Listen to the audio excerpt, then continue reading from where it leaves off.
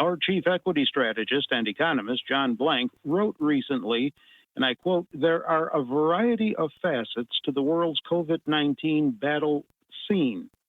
Take them all in at the same time to see the most clearly where COVID-19 matters stand."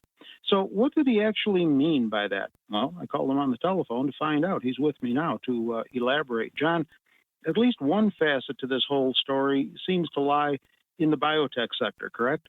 That's correct, Terry. Yeah, we've got it. What I hear, dozens of vaccine candidates, and 8 or so are actively seeking approval at this point. So the vaccine story is extremely hot. Obviously, anybody who gets there will face scaled distribution at the 6 billion dose mark, which is amazing to think about. And so it's not only just a research and development issue, it's a scale distribution of vaccination issue, and the whole thing is going to be historically interesting at this scale. So as I understand this, with regard to one company in particular, a biotech company, Moderna, that you mentioned in your May market strategy, recently the CNBC COVID-19 testing and treatments index jumped more than 2%, led higher in part by shares of Moderna. This was about a week or so ago. A portion of the funding for the manufacturing operations of a vaccine in the U.S. will come from Moderna's contract with the Biomedical Advanced Research and Development Authority, part of the U.S. Department of Health and Human Services. And just as recent as yesterday, May the 18th, Moderna stock took another jump higher. So they're a key player here, right? Well, they're the U.S.-funded candidate. I mean, they're a Boston-based group that's being funded by the U.S. government. So they're definitely one of the major groups because they're the U.S. sponsor group. But there's also a group at Oxford, England, Oxford University, England. And then there's a group, obviously, in China. And I'm sure South Korea and Japan and France and Germany have other candidates that are probably over the horizon from your and my perspective. But yeah, Moderna is the one to know about in the United States at this point in time.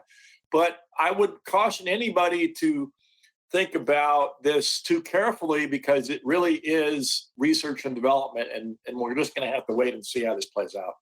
And another large and important facet to this story lies in the shutdowns around the world. So we're now watching a staggered opening of economies, both stateside and abroad. How much longer can these lockdowns continue before we come close to a second depression, John? I hate to use that word, either here or in other countries. Well, Terry, what's going on? If you look at when the deaths and the infections peaked in the Western advanced world, it was somewhere in the middle of April. We're talking the 19th of May, so about a month ago. And since that time, there's 3 countries that are racing to the forefront: Brazil, Russia, and India, who are going to take up the slack in terms of having new cases. So the overall picture of the whole world is that it's kind of going sideways. But outside of those big 3 countries, most of the world is well beyond their peaks, including the United States, and is well into their openings. Italy will be integrated with the rest of the European Union on the 3rd of June, 2 weeks from now. That's a landmark point where people are going to start to travel across countries in Europe from the major areas like Spain and Italy that were hit so hard. So this is a really interesting period where we're going to see the focus shift to Brazil and Russia and India, and we're going to see the expansions take over in the United States and in Europe. Let's talk about the stock market. Because the stock market seems to be all over the place here, has been for a while, are investors showing too much optimism over the markets looking forward to a 2021 recovery?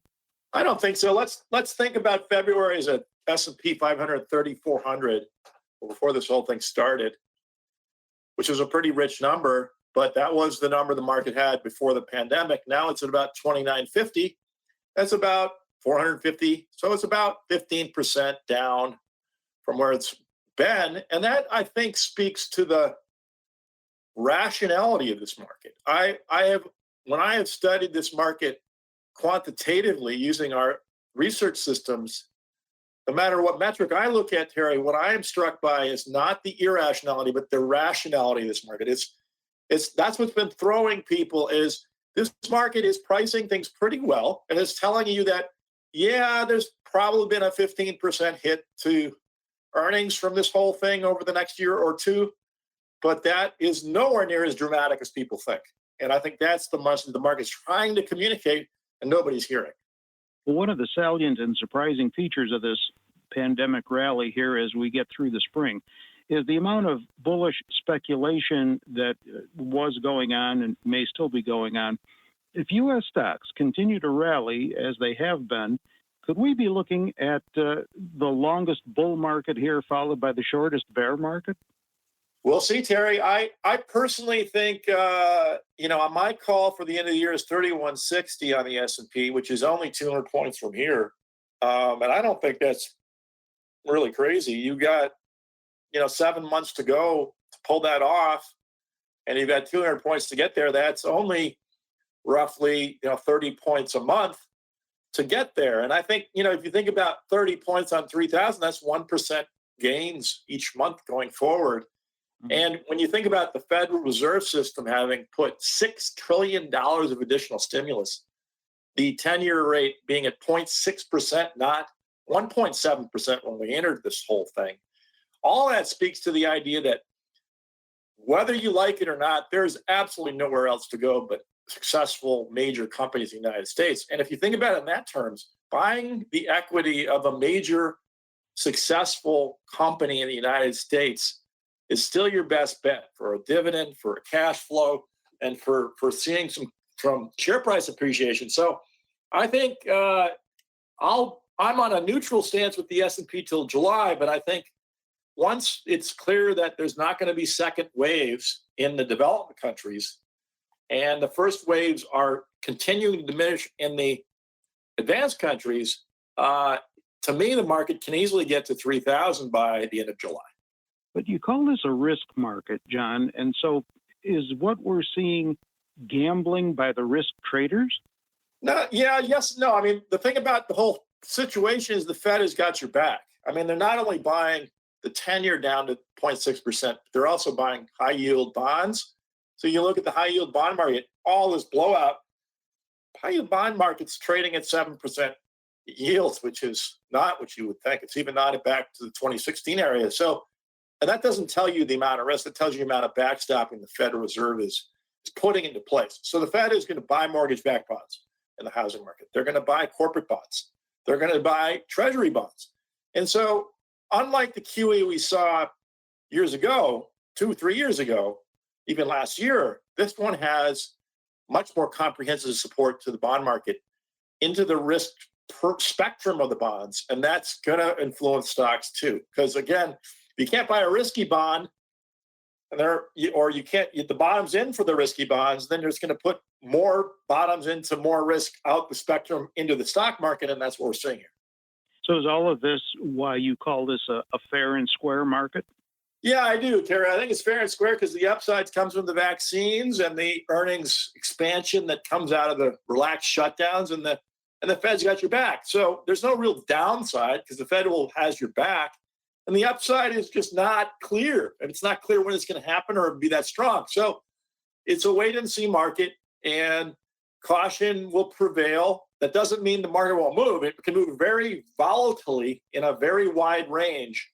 So when I say neutral, I don't mean like just staggering sideways. I mean up and down, and basically after 6 weeks or so, you look back and you gain 10 points.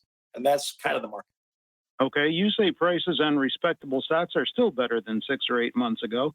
A few that have your interest right now are Amcor PLC, the J.M. Smucker Company, and Pinterest.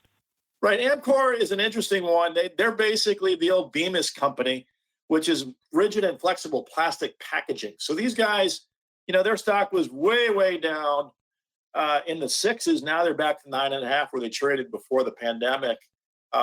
This is one of your, stay-at-home stocks. So again, this is one that basically you should have bought back in March. If you're going to get in now, it's probably over. So a lot of these names like J.M. Smucker, ticker SJM, another really good stay-at-home stock. But if you look at it year to date, It's basically trending from about 105 to 116 or so.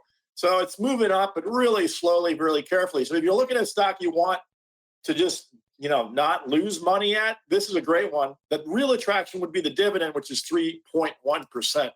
Third one I'll put out there, Terry, is Pinterest, ticker PINS. This is your social media stock.